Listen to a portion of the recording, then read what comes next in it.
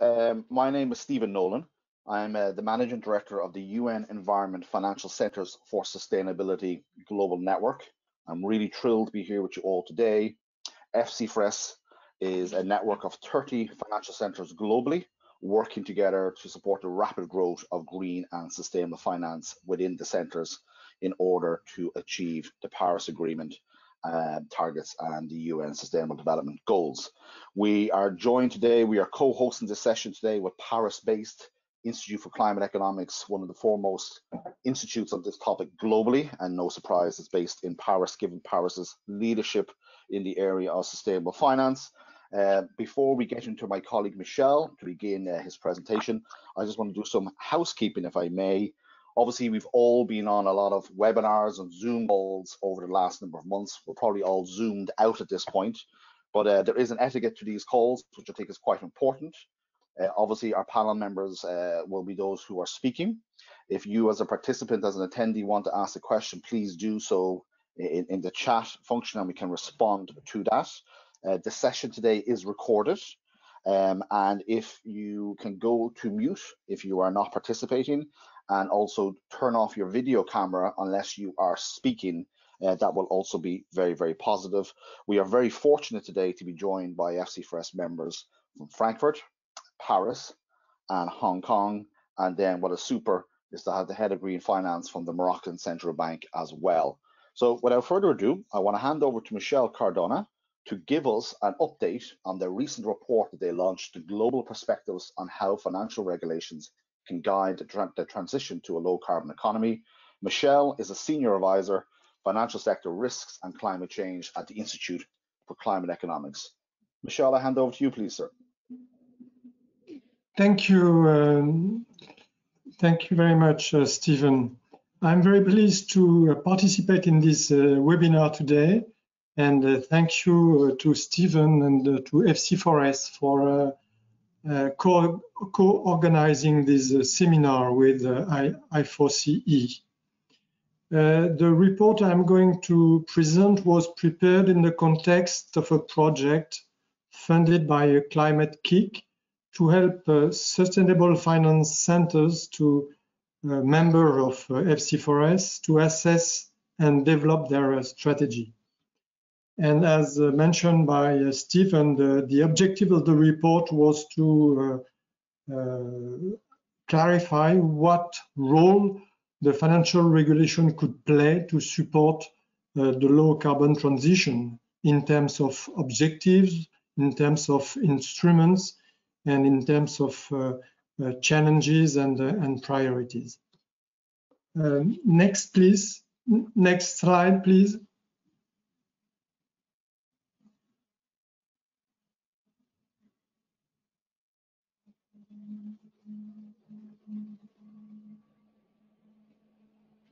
Well, thank you. The starting point of the report is the assessment that sustainable finance has not been up to climate challenges at least for the time being. This assessment is based on three points, three ideas. The first one is that the investment gap for the low carbon transition remains important, both for mitigation and adaptation. There are some figures, some examples provided in the slide. And the private financial sector, of course, has a key role to play to mobilize these resources. By the way, these resources are important. We are talking about big numbers, but they are manageable. So that's why the financial sector has to be mobilized. Second, in spite of indisputable successes, the development of sustainable financial and responsible investment through bottom-up market initiatives has not been commensurate to the required scale of financing given the climate change. So to some extent, the development has been too little and too late, or to put it in Mark Carney's word, the development of a more sustainable financial system is not moving fast enough to reach net zero. And the third point is the fact that climate-related risks are not yet fully taken into account by the financial sector. So our conclusion against this background is that financial regulation has an important role to play to overcome these weaknesses and to support the greening of the financial sector. Next slide, please.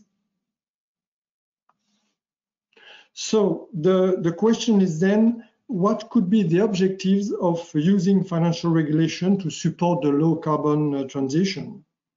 It is important to distinguish between what we call the traditional objectives of financial regulations and a possible new role of financial regulation. In developed countries, for instance in Europe, financial regulation has traditionally two roles: a proper market functioning, i.e. to ensure an efficient financial market to be able to perform its role.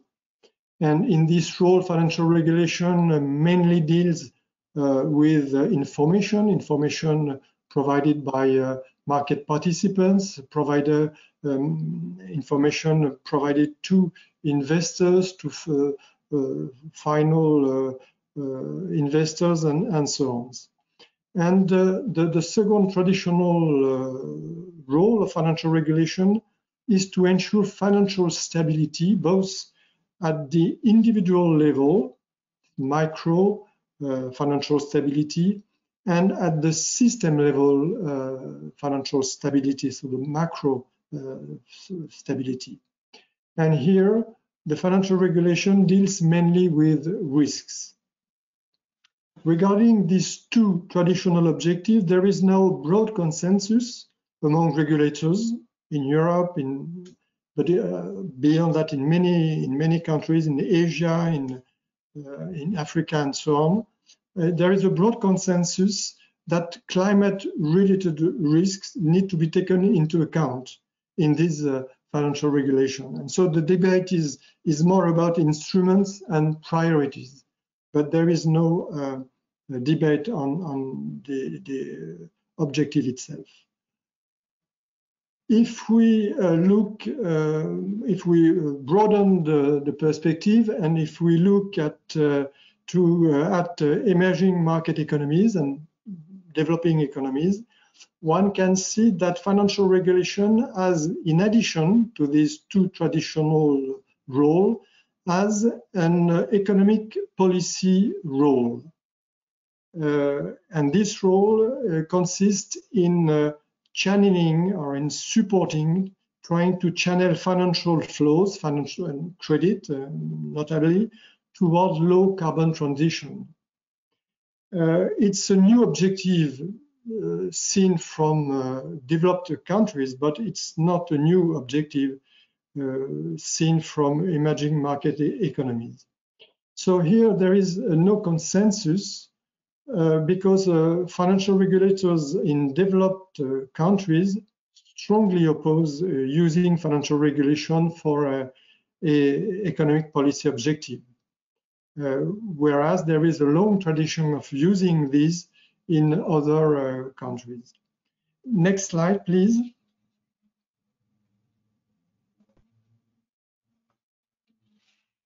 Thank you. So, given this objective, now we see that financial regulators have a large array of regulatory tools which are available to support the greening of the financial sectors. We have regrouped these instruments in 6 categories of regulatory instruments. On this slide, we have the first 3 categories of instruments.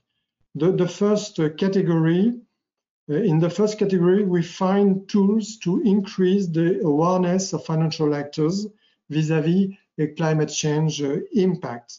So it's the signaling power of financial regulators through speeches, for instance.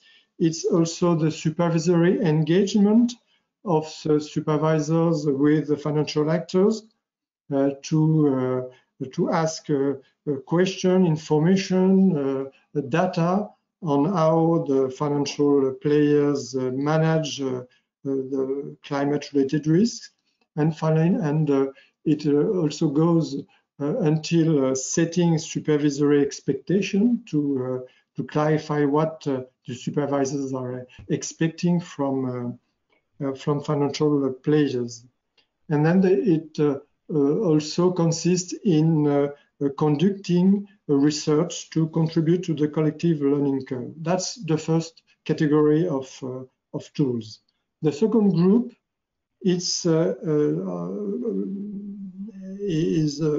are tools to increase the disclosure, both disclosure by non-financial corporates, but also disclosure by financial institutions. And this is, of course, the responsibility mainly of financial market regulators. And in the third group, we have tools to integrate climate change, climate impact and risks into fiduciary responsibility of asset managers and asset owners. This is a quite complex question because, strictly speaking, this is not part of financial regulation, particularly in common law countries. So then now we see on the slide the two other following groups of instruments. In the fourth groups, we find tools which ensure financial stability at the individual level. If one takes the example of banking regulations, this group would cover Pillar 1 instruments, which set minimum prudential requirements, for instance, capital requirements or liquidity requirements. And we also find the Pillar 2 instruments, which define a proper supervisory review process by supervisors to ensure that there is an adequate risk management process within banks and to ensure that there is an adequate level of capital within banks, taking into account the bank's specificities. And to do so, supervisors can, for instance, use stress tests, so climate stress tests. In the fifth group of instruments, we have tools which ensure macro financial stability. We have monitoring tools, notably macro testing to test the climate change impact at the macro level of the financial stability. And we have a capital buffer to ensure that the financial sector at large has the adequate resilience in case of a climate change crisis or shock. Next slide, please. Finally, there is the fifth groups of instruments which aim at channeling credits from brown to green activities. So as already mentioned, this is a new domain for developed countries. And so there is no clearly defined instruments in the current regulatory framework, contrary to what we have seen for the more traditional objectives. However, we have a lot of examples in emerging market economies or in developing economies, and proposals have been made by academics.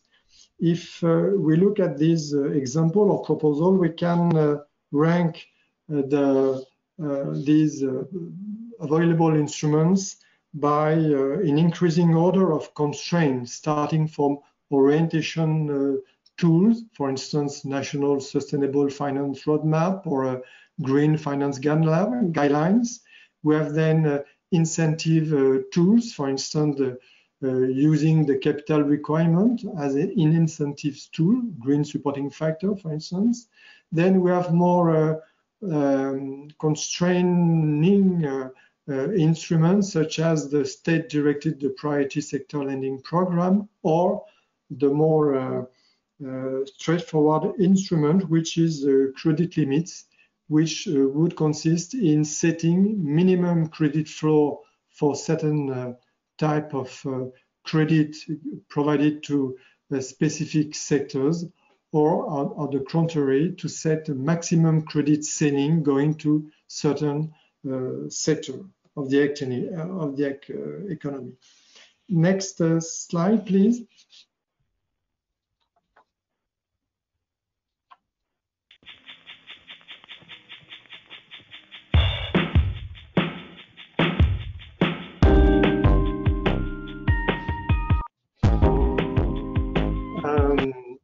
Well, we are waiting for the, yes, thank you.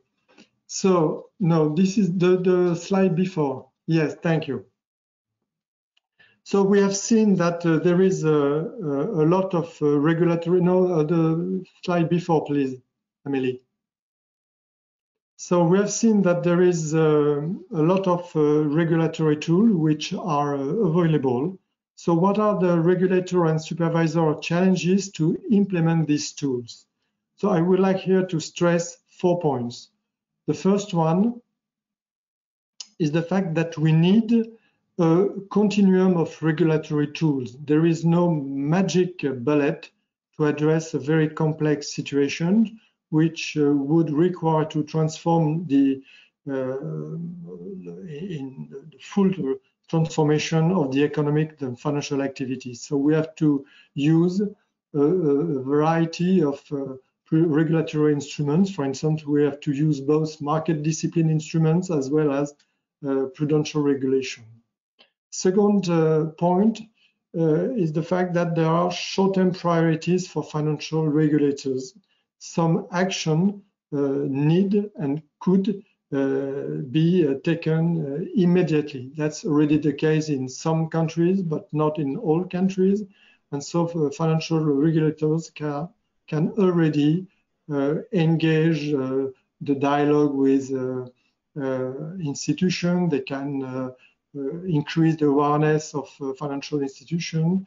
They can launch research, and they have to try to develop principle-based rule for market disclosure. But, and that's the third point, at the same time, they have to engage other actions that will require more time, and they need to this action to prepare further action, further regulation. They need to be launched without delay.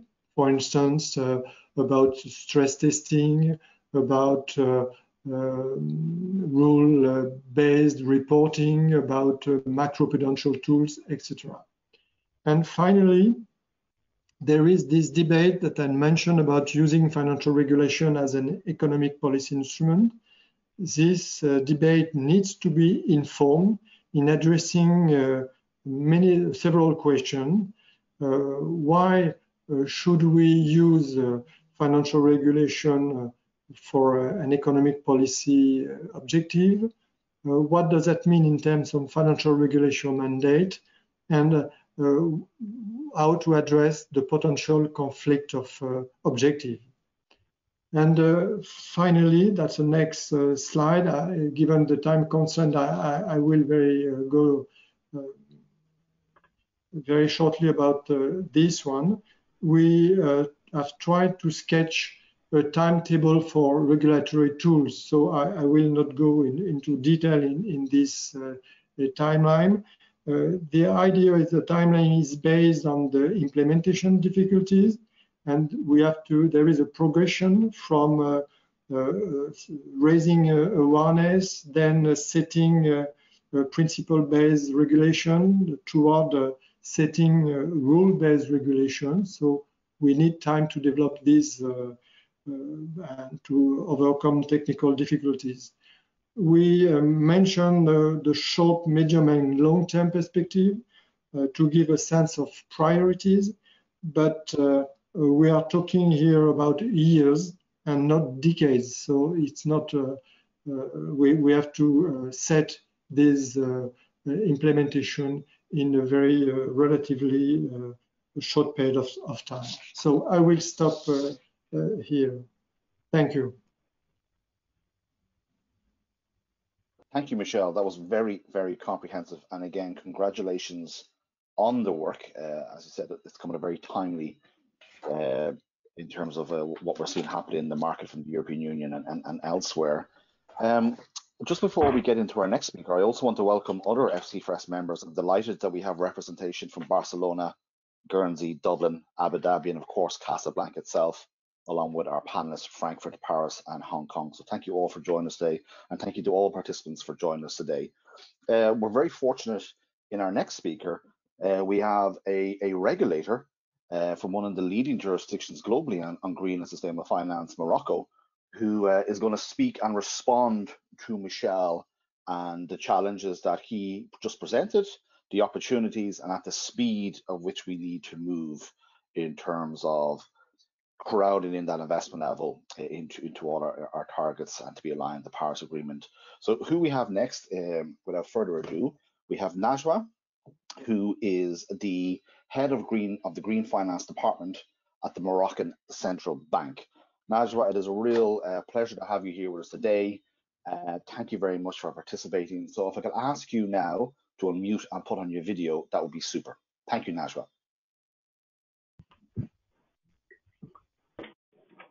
Thank you, Stephen. It is my absolute pleasure today to be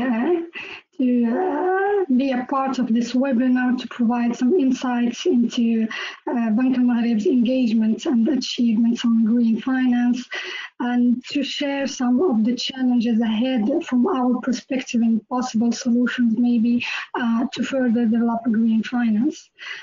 So this brings me to my first slide, please. Next one. Yes. On the sidelines of the COP22 that was hosted in Marrakesh in 2016, Bank Maghrib has actually coordinated the elaboration of the national roadmap for aligning the financial sector to sustainable development goals. This roadmap revolves around 5 major themes, including the extension of governance to environmental and social risks, the development of green finance instruments, the promotion of financial inclusion, capacity building activities in the field of sustainable finance, and finally, transparency and market discipline. This roadmap also involves an African dimension through an effective multi-stakeholder collaboration across African countries, especially through the positioning of Casablanca Finance City as a regional hub for climate finance. Moving to the next slide, please. This roadmap has actually given rise to several measures from the banking sector players. To name but a few, the voluntary adoption of some excluded policies, the development of climate risk impact screening tools by some banks, some green bond issuance, and development of green finance products, including some sort of mobilization of international programs that support low carbon solutions. I will move to the next slide, please. So recognizing the significance of climate-related risks to banking supervision and financial stability, Bank Maghrib has integrated green finance in its strategic plan for the 5 coming years. So this process involved getting 3 group objectives that form the basis of the priority areas of action in the short and medium term on green finance, and include stakeholders and regulators dialogue, the contribution to international work, and finally climate-related risk studies and supervision. Moving to the next slide. I will try to not go into details to respect the time limit. So following these 3 high priority areas, Bank Maghrib has undertaken some measures, among which the There's several exchanges with the ministries of finance and environment in order to promote green finance at national level, but also at regional level, as Mcquaid acts as a catalyst for the development of green finance in the MENA region and relays the work of the Network for Greening the Financial System to African and Arab central banks.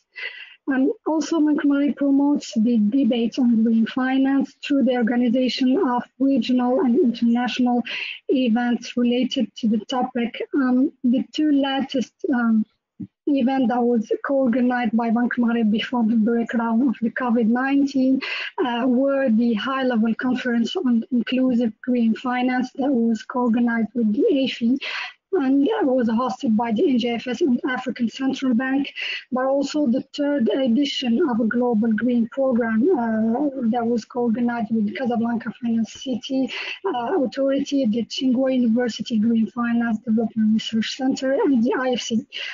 This event also brought together representatives from African authorities and international experts to discuss the development of green finance. Moving to the next slide, please. Regarding the contribution to international work, Mcquaid took such a prominent and leadership role among African and Arab banks, central banks being one of the first participants in the NGFS. So Mcquaid is committed to support and enrich international work in this field. This network is I guess everyone knows it, but the NGFS aims through the experience sharing to enhance the contribution of the financial sector to environmental, to promote the achievement of Paris Agreement objectives and develop good practices in the area of climate-related risks management. Mcquaid also contributes to the work streams, especially the ones on the supervision of climate-related risks and the potential for developing green finance.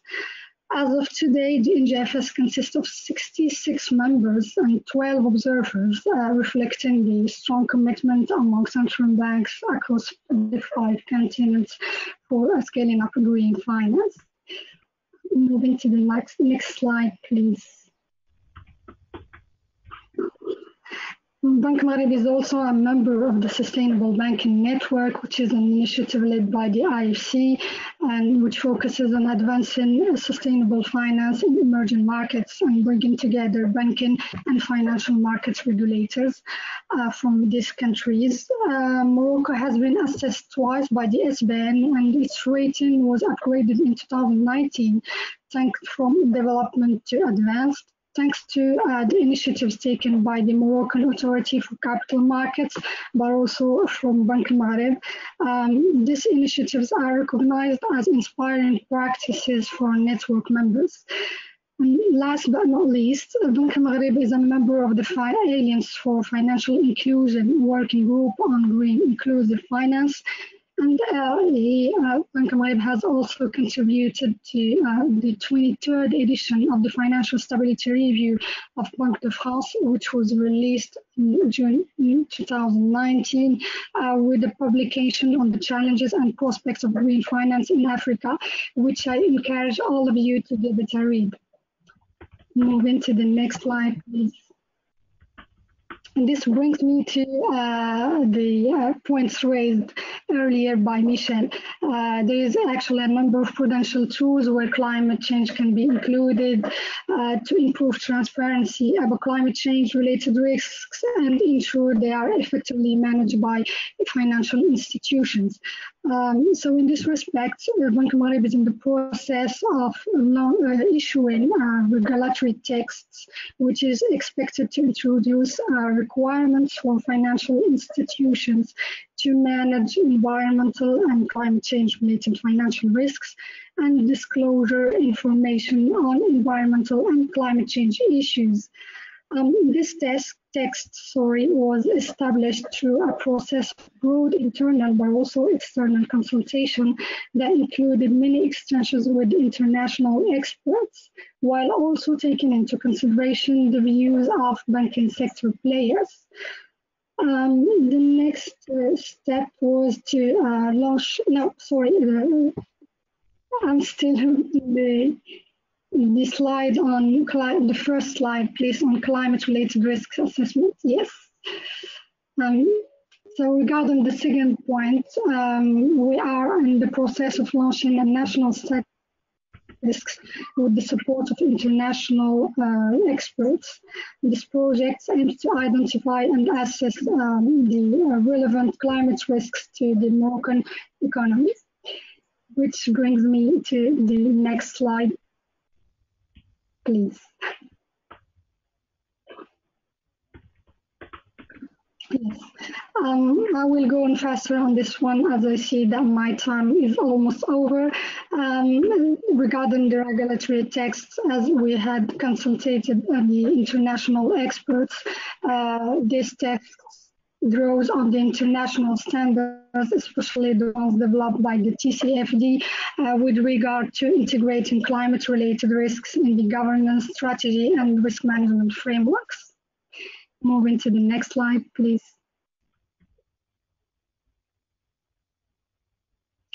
Thank you. So this brings me to my the last point I want to raise regarding the challenges that we need to address in order to unlock the full potential of green finance and contribute to an orderly transition to a low-carbon economy. Actually, the large combined effort that Moroccan regulatory agencies and industry associations have made to develop the national roadmap demonstrates a strong shared commitment to sustainable finance at national level. This multi-stakeholder collaboration derived from the national commitments to SDGs that are being supported by Bank Maghreb alongside public authorities. In this regard, the initiatives taken by Bank Maghreb to promote national buy-in and alignment with international practices in the area of green finance are awfully very well received by the government at national level. In addition, the efforts that was undertaken by the central bank to strengthen the dialogue with ministerial authorities with a view to promoting green finance are part of this process of aligning national regulations and strategies with international best practices. And through our participation in international forums, in particular the NGFS, we are closely following the international developments in green in the financial system, which we use as a support to advance dialogue with public authorities and accelerate the consideration of climate and environmental issues by the Moroccan banking sector. So we leverage on the tools developed by the international bodies to promote national policy making in the field of green finance. Through this sharing of experiences and expertise among peers in the international level, it also allows for the harmonization of climate and environmental risk management practices across countries, taking into consideration the specific context and characteristics of African and or developing countries. Of course. And actually that brings me to the next point, just before we move into Carsten, the taxonomy. So, you know, Carsten actually going to be great because Carsten's involved in EU Technical Expert Group on Sustainable Finance. I see that Morocco is a member of the International Platform of Sustainable Finance. How important is it to you as a regulator that that taxonomy, in as much recognizing regional challenges, as you just pointed out, or regional opportunities as well, how important is that we try and get a common taxonomy at a global level? Or if we can't get a common taxonomy, at least we are collaborating as much as we can. We are on the view that in the near future, further consideration should be given to have a commonly agreed taxonomy and a risk-oriented taxonomy. The first step would be, of course, to develop a national taxonomy for Morocco before going otherwhere and harmonizing the taxonomy, since we are trying to align ourselves to the international practices, and since climate change is a global issue, that requires a global response from all the world. So if we harmonize, there will be a shared understanding of the climate change issues and the possible solutions to mitigate climate change all over the world. And there will be no fragmentation in terms of regulations. So it will be we will have a better we will achieve effectively manner our objectives and the Paris agreements objectives also. Okay, and just sorry, Carson, just before one last question, because I am curious, and we do have a regulator on the call. Within the Central Bank of Morocco and within the COVID-19 recovery, how important is the green finance agenda to Morocco in terms of post-COVID-19, please? Yes. There is actually an active debate about winners and losers during the recovery phase of the global pandemic, while the concerns are gradually shifting from the health-related response to the economic implication. So you are right. As a central bank, we should ensure the recovery from the global pandemic doesn't put the evolving green finance agenda in the second phase, in a second place, and sees the COVID-19 recovery effort as an opportunity to phase out the support for green and sustainable growth. In this regard, Bank Maghreb's governor has already called on government authorities to integrate the response of climate and the environmental risks as a part of the measures taken to recover the economy from COVID-19 crisis. So, as such, consideration is being given to the measures that are likely to be implemented in order to shift the economy to a more sustainable and climate resilient path after the COVID-19 crisis. Najwa, thank you very much for your time this morning. I do apologize about the interruption, and we really appreciate having the insight of a regulator who's genuinely leading on this agenda. So thank you very much. I'm going to switch, if I may, Emily, to our colleague Carsten from Frankfurt. Carsten is the co-head of the Frankfurt School UNEP Collaborating Centre for Climate and Sustainable Energy Finance. He's also a member of the German federal government Sustainable Finance Committee, and also a member of the European Commission Technical Expert Group on Sustainable Finance. So I think it'd be an understatement to say, Carsten, you're busy at the moment on this agenda. Carsten, if I could just jump straight into it, and if I can start with the EU before I go down into Germany, as we look, and again, we've seen over the last number of weeks, and I think May 27th was when the Commission came out with the package about the recovery from post-COVID-19 and the new Green Deal, sustainable finance, the renewed sustainable finance plan being at the heart of that. And I know you're involved. So as the EU moves towards climate neutrality, the financial and industrial sectors will have to undergo a large-scale transformation. So I know it's noted that the financial sector has already made considerable progress, but right now the transition isn't fast enough to achieve the European climate targets 2030 or 2050. So how important, Carsten, and given your insight, how important is the work of the EU Technical Expert Group on Sustainable Finance to assure at least at a pan-European level we can accelerate activities and put in place a strong policy framework that will allow the emissions to be met, but most importantly, will allow the capital market participants to develop new products and services to get capital flowing. Carsten, please. Yeah, many thanks, Stephen, and hi to everyone. Pleasure to be with you. So that's many questions at once. With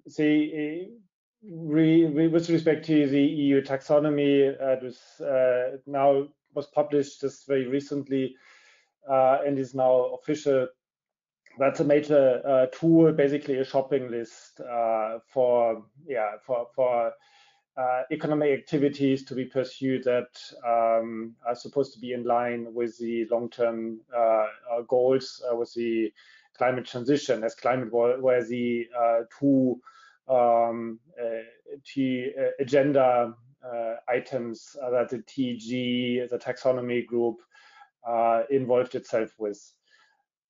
And in that respect, when we look at the current situation with stimulus measures popping up on the European level and more globally as well, that is a first reference point for governments to link its measures to.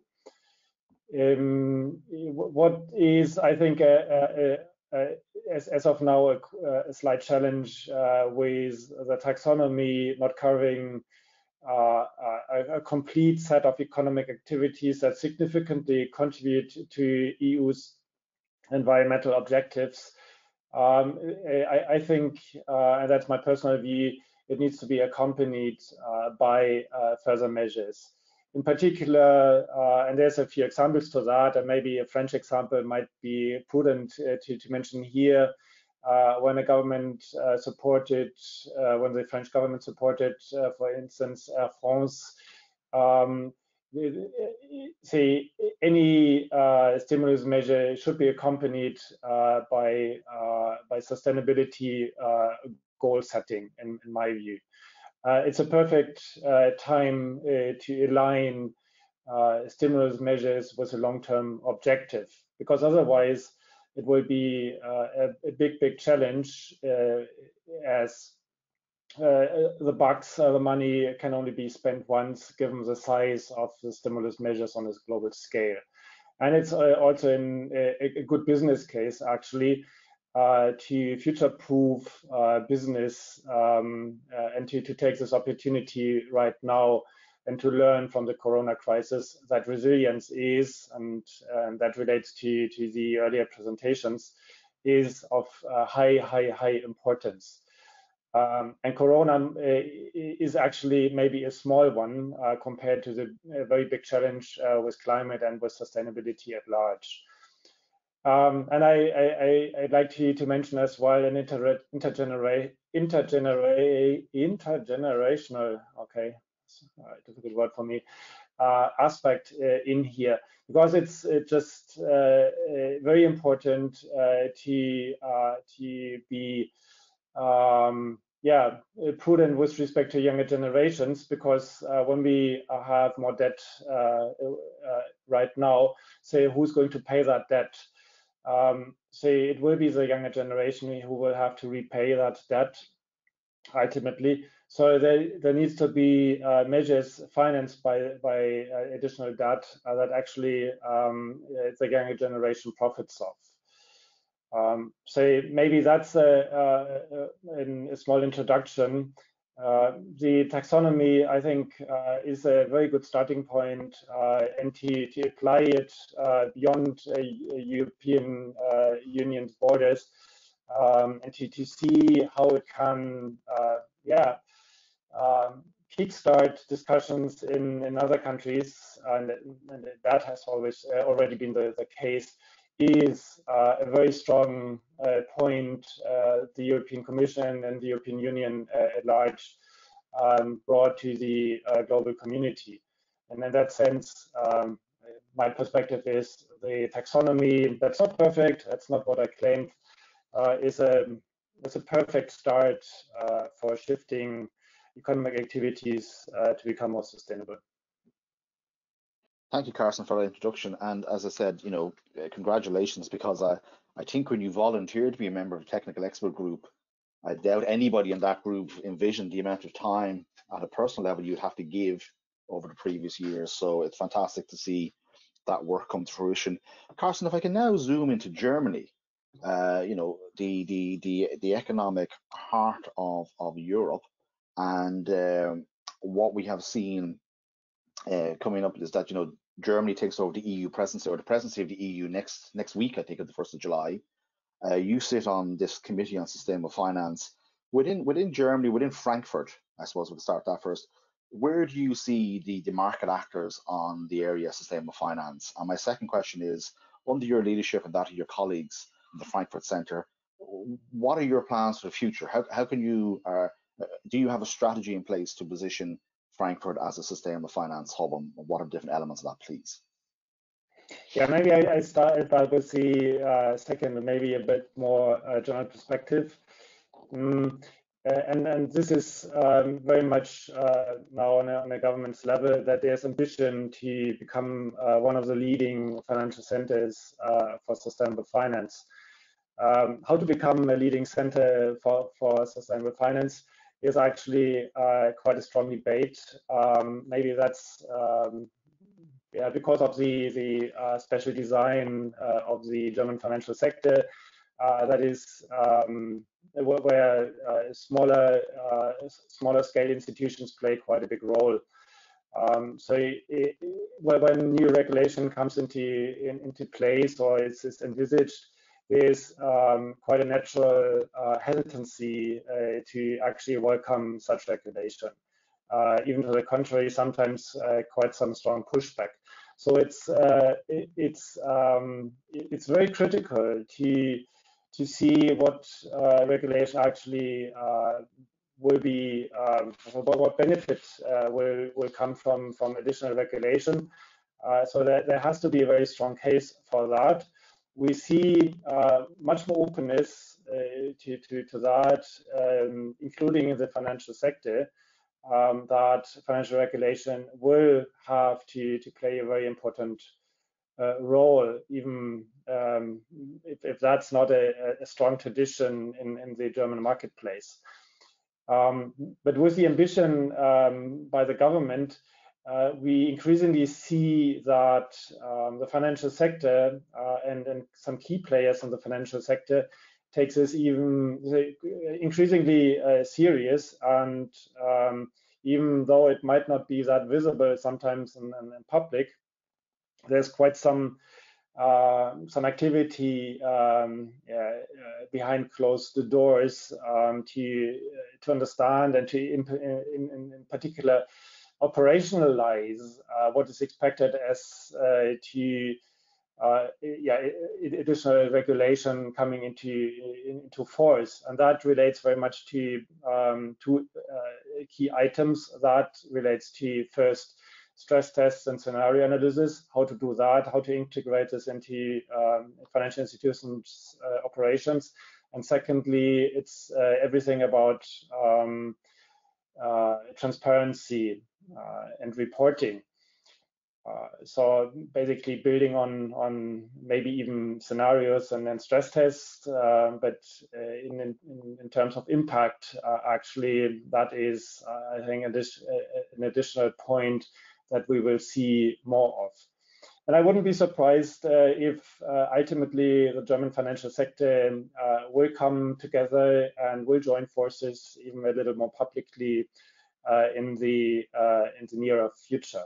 So I very much look forward quite optimistically that sustainable finance is now more seriously embraced than ever by the German financial sector. Carsten, thank you very much for that, and thank you for finishing on such an optimistic note.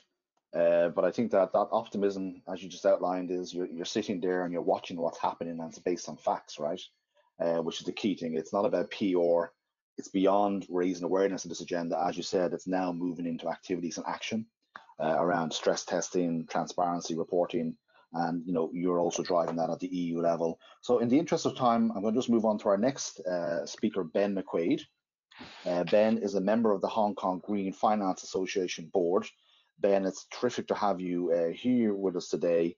I think the first time I met you was in Casablanca in September 2018 or 2017, as we were discussing the kickoff of FC4S. So Ben, you're in Hong Kong and it's late there, so we really do appreciate you making time. Ben, Hong Kong is not just a regional powerhouse in terms of financial centers. It's also true to say it's a global player in the financial services sector world.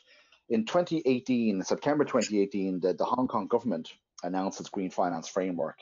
You're looking at areas like mandatory environmental disclosures by 2020 and aiming to align with the TCFD recommendations.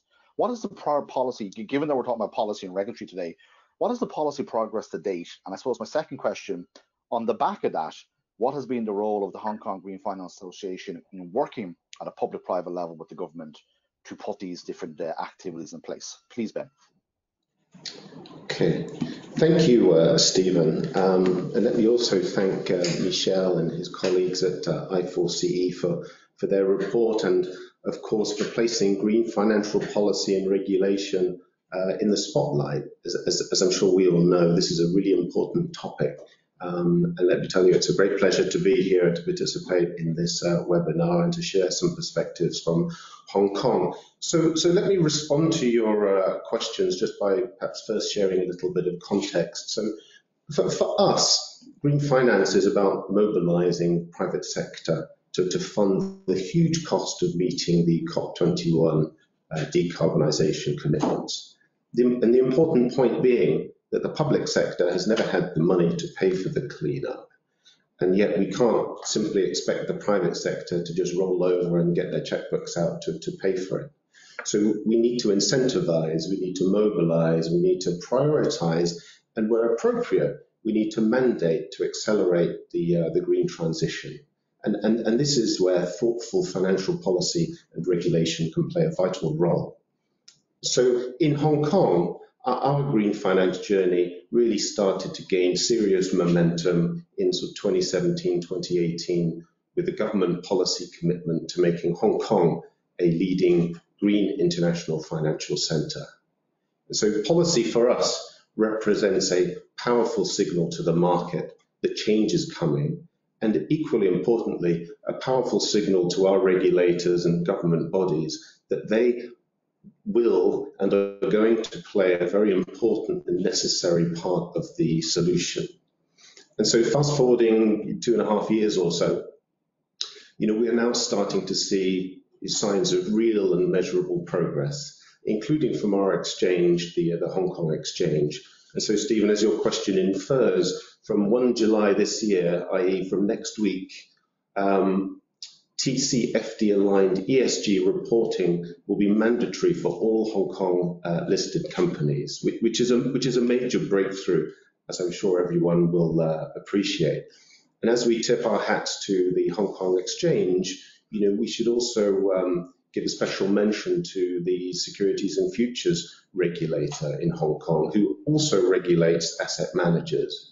Because having completed an extensive ESG survey of asset managers last year, the SFC is in the process of establishing its own sort of expert technical industry group to look at implementation of TCFD aligned disclosures for asset managers. And while it's still a little early to tell exactly what the what recommendations will arise from this SFC initiative, I think on the back of the exchange's stand on ESG, disclosure, as well as other announcements in Hong Kong recently, I think we're entitled to have high expectations. And so certainly there are signs of progress, particularly on the disclosure side. But of course, we, like everyone else, has a long way to go. And in the meantime, I think it's important that we continue to be ambitious. And so with regards to your second point, Stephen, about the role of the Green Finance Association. So in Hong Kong, we have a very broad green finance stakeholder base. And collaboration is key for really the success and the acceleration of green finance and our green finance agenda. And so it's really pleasing for me and for my colleagues at the Hong Kong Green Finance Association, which is a private sector industry association, very pleasing that we're actually collaborating on all of the initiatives that I've mentioned, as well as a number and variety of other initiatives where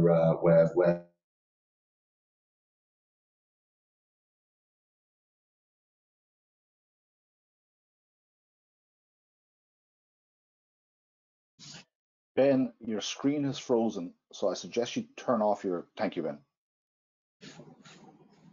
Go ahead, Ben. You were saying you were collaborating on a lot of different initiatives at government level, please. I'm sorry. Yes. So the Hong Kong Green Finance Association, which is a fairly large now 100+ member private sector industry association, is collaborating directly with the exchange, with SFC, with the Monetary Authority, and government departments and bureau on a number of initiatives, including those that I've mentioned. So there's definitely signs of progress here in Hong Kong. And Ben, if I can, I asked the question obviously of Najwa, and then we had an update from Carsten.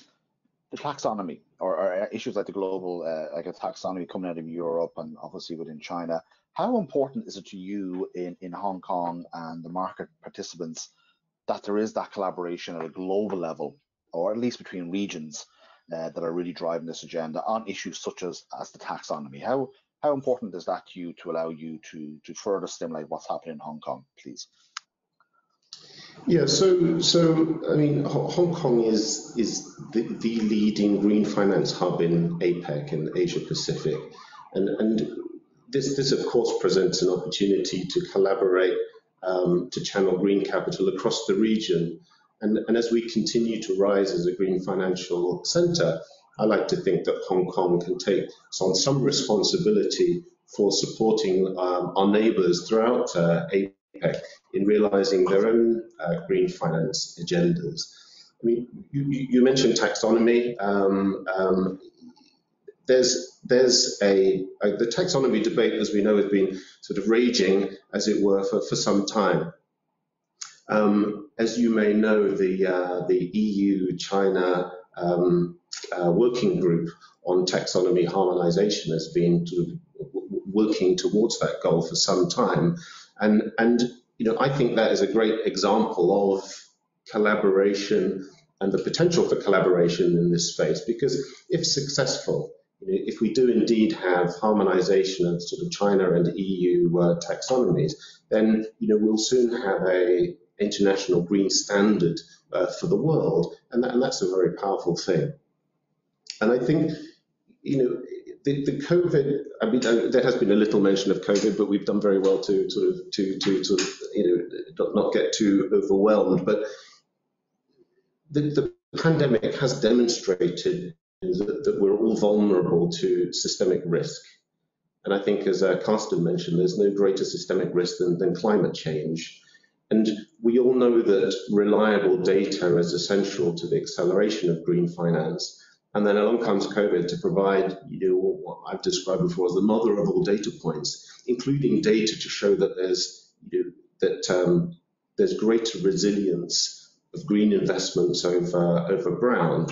And so the huge recovery spend that Carsten and others have talked about, and there are of course risks associated with that, you know, must surely be an opportunity for a green reboot, you know, on a global level. And I think, you know, this has to be an unexpected but overwhelming opportunity for collaboration at national, international, you know, and regional levels. Exactly. Ben, thank you very much, because if I may, I'm going to move on to our last speaker, Anne-Claire. But Ben, I think you really set it up well for me to jump straight into my question, Anne-Claire. Anne-Claire, are you there, please?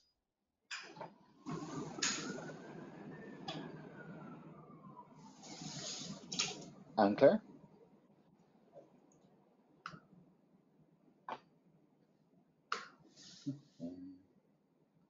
I'll just give it one more moment. Anne-Claire, do we have you there, or did we lose you? Do we have Pierre Alex?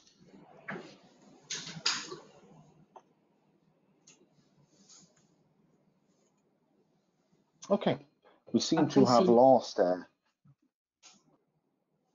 was that Anne-Claire? No, that was Emily. She's not on the line. Okay, I think she was having a problem a few minutes ago. Okay, that's probably what's happened. Okay, well, look, I think from my perspective, we'll see if Anne-Claire comes on in a moment. I think actually going back, Ben, Carsten, Michelle, Najwa, going back to Najwa's last slide, where she really summarized well some of the, you know, the topics that we need to focus in on. Talent was there, standardization, taxonomy, but also, Ben, as you said, building the data gaps. And I think any jurisdiction now, there is that challenge with the data. And you made a really good point, Ben, in that, you know, what COVID also showed us is that I believe that the 2008 crisis was a crisis within the financial sector and the making by the financial sector. The COVID has been this physical shock. And if you look at climate, it is also that physical shock. And as you said, that risk that we all face. And I think one thing that COVID has showed us is that how quickly everything ground to a halt. And we're still seeing those challenges at the global level. And as Carsten said, one of the challenges is, as we fight our way out of this COVID and recover, that intergenerational debt issue. And I think, to your point, Ben, we then need to make sure that if we're passing on that debt, that at least that debt has been used to actually decarbonize national, regional, global level. and we're actually passing on a better world. So if I could just maybe come back to Karsten, if I may, and just I was going to ask Anne-Claire this question, Karsten, but maybe sorry, Karsten has to leave as well. So if I look at Michelle from the perspective of the document that you just developed, Michelle Cardona, we're hearing a lot, and as I mentioned, about the EU New Green Deal. How important is that from what you're seeing at a regulatory level to really underpin the European recovery post-COVID? And from your perspective, how deeply embedded is the sustainable finance agenda within? Please, Michelle. Yes, thank you, Stephen. Well, as Karsten said, and as well as Ben, I think it's very important that the recovery after the COVID-19 crisis will makes an important place or room for green for the transition toward a low carbon transition. We should not forget these climate change challenges in the pandemic context. So in our view, it is important to make sure that the green recovery has an important place in the post-COVID-19 recovery. And in this context, I think sustainable finance and financial regulation has an important role to play. We've seen when there was these emergency measures taken by supervisors at the onset of the economic crisis following the pandemic crisis, that financial regulation can be an important tool to support the financing of the economy. And so given this example, I think we need to make sure to ensure that sustainable finance plays its role in the recovery, and that financial regulation should support this role. So for us, there is no reason to not to go on the efforts which are already underway, as the other speakers describe in their respective countries. Indeed. Michelle, thank you for that. I'm going to now, if I may, just switch. We're into the last 2 minutes. Hear me? We have Anne-Claire here. So let's finish with Paris, the home of green and sustainable finance, Anne-Claire. We can pin that on you guys, given your leadership in this area in the last few years. Anne-Claire, just 2 questions, if I may, and just building on what Ben and Michelle were mentioning. Your annual event takes place in October. That is all about the green recovery and what needs to happen at a European level, and within that, obviously, what the French financial sector can do. Can you just give us your perspective, Anne-Claire? You're very close to this agenda right now in terms of recovery. What do you see in terms of your perspectives? What needs to happen now in Europe over the coming months, please? Hi, Stefan. Do you hear me now? Yes. Okay, great. Sorry, because I was hearing you, but I trying to speak and you didn't hear me. So anyway. No, that happens with me a lot. That. So forgive me, Anne-Claire. Okay. So just I would try to be short, and I think a lot of things that I would also to develop have been said, but my colleagues from Frankfurt and Hong Kong. But what we can say is that since the first word of the H leg and the EU action plan launched 2 years ago already, a long way has been covered, and now with the last progress of the tech work and the renew strategy, it's really the objective is really to see how we can collectively strengthen sustainable investment with adequate tools, as it has been mentioned, such as taxonomy and eco label, and also it's important, and it's really linked to regulatory issue, to see how we can fully manage and integrate climate risk into financial system, and in French, for example, with the French central banks and regulator, we developed some climate stress test workshop to help market players to integrate those kind of climate risk. And coming back, your question, I'm not sure I hear correctly your question. It was also the link with the Green Deal, right? Yes, please, Anne-Claire. Yes. So briefly, what we can say is that this renew strategy on sustainable finance and the tag word as well will be really useful and valuable for the green for different reasons.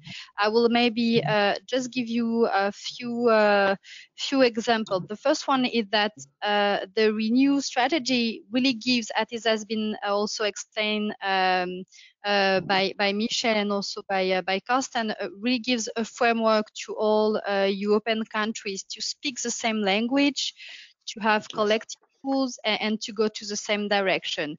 That's why we need this taxonomy to identify the most resilient and sustainable company and businesses to support this economy of tomorrow. It will also have to better prepare economic and financial players, particularly for insurance and cash management products. And well, the Green Deal is actually an investment plan of 1,000 billion euros to finance the green transition. So this means that the ecological transition has to be supported by sustainable finance, and it will be at the forefront of Europe's growth strategy up to 2030. And finally, that's also a link that we will try to make with our next Climate Finance Day this year, is that we really think that sustainable finance must serve the green recovery, and also must serve the real economy. And it will be by providing also political and regulatory tools to ensure that financial system truly support the transition of company to these sustainability issues. And maybe just to end with the post-COVID situation,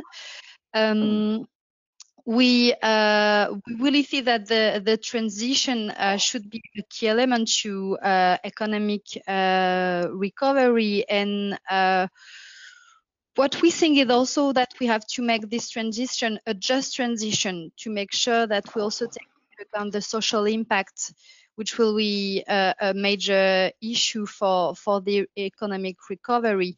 And again, this is critical to strengthen sustainability and to make sustainable finance at the heart of the recovery.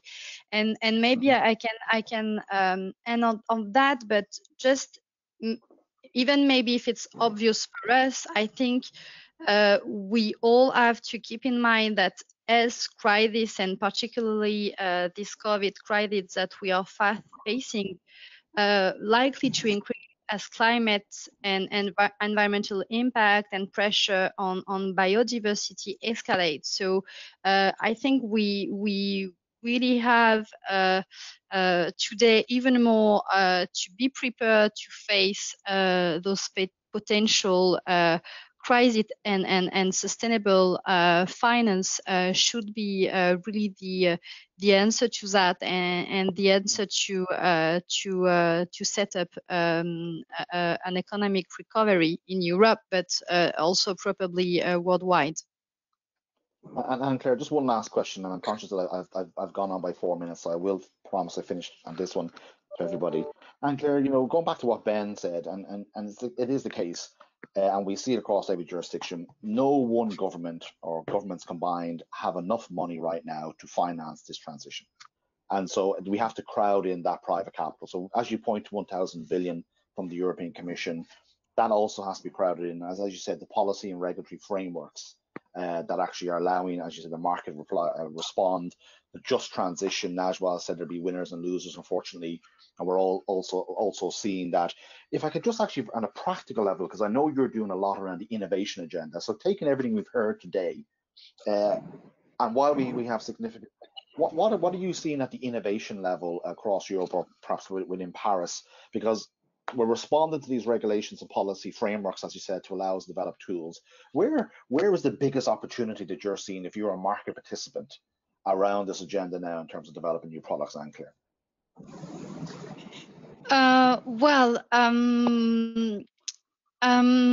Really, innovation is a process full of risk and reward, and a clear regulatory landscape is really essential to reduce uncertainties and develop and enable the development of startups and innovation. And we really think that also fintech, particularly, and innovation could be a tool and provide solutions to broadly develop energy and ecological transition solution. For green fintech, for example, we are the regulators can put in place various action to support this innovation.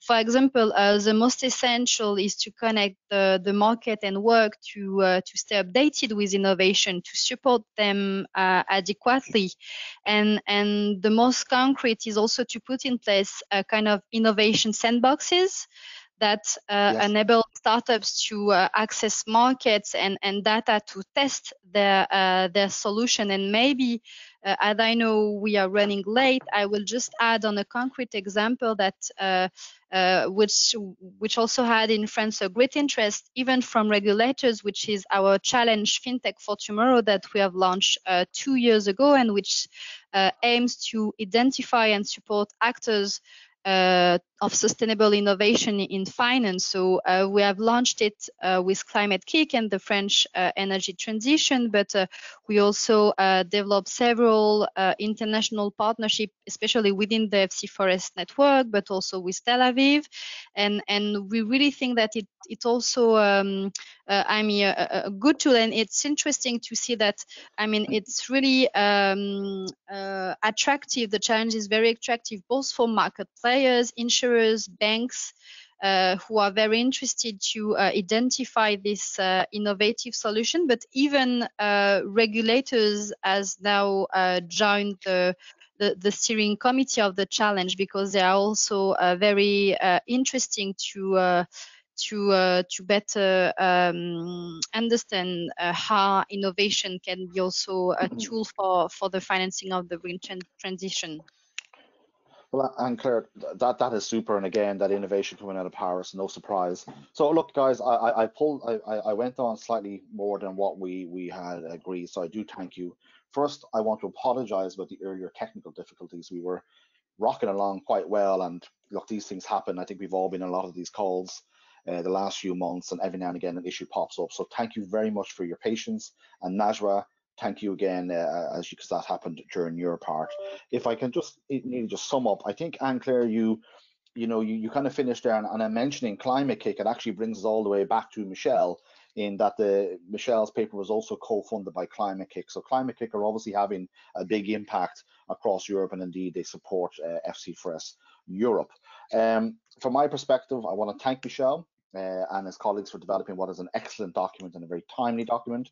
I want to thank our panel members. Najwa, I think your deck was incredible, especially the last slide. It really summed up the challenges and opportunities across talent, product development, building capacity, and so on and so forth. And I know we'll probably be asked by a lot of people to see that deck, but it's super to see Morocco's leadership on a regulatory level in this area. Karsten, again, best of luck with the German EU presidency next week. We look forward to seeing sustainable finance at the heart of that, and obviously what you're doing in Frankfurt. And that was a very powerful statement that the federal government in Germany wants Germany and Frankfurt to be a sustainable financial center global player. Ben, it's terrific, and the energy that we see coming out of the Hong Kong Green Finance Association. As I said, we met you, and we met during that first meeting to kick off FC4S. And best of luck with next week's. There's just obviously two important things happening the 1st of July: German EU presidency, and then in the Hong Kong Exchange, which is really, really great. And we look forward to promoting that and seeing how it goes. And Claire, thank you very much for your patience as well. And as Paris is always that one step ahead, and it's great to see that this year's event is focused on that green recovery. But also, and I'm glad, and I hope you didn't mind me asking you, but you have created that framework at the Finance for Tomorrow level to ensure that the innovators that can respond to the regulatory and policy clarity are actually able to develop new products and services to get more capital flowing. Because as Ben said, the public capital is not enough. We need a crowd in private capital. But it's not corporate social responsibility, it's not philanthropy, it needs to have a return, and that's the best way we can fund this transition. So Michelle, thank you very much. Emily, thank you very much, and I'm putting you on a bit of pressure at a technical level, and thanks to everybody who participated today. We will now turn off. Thank you.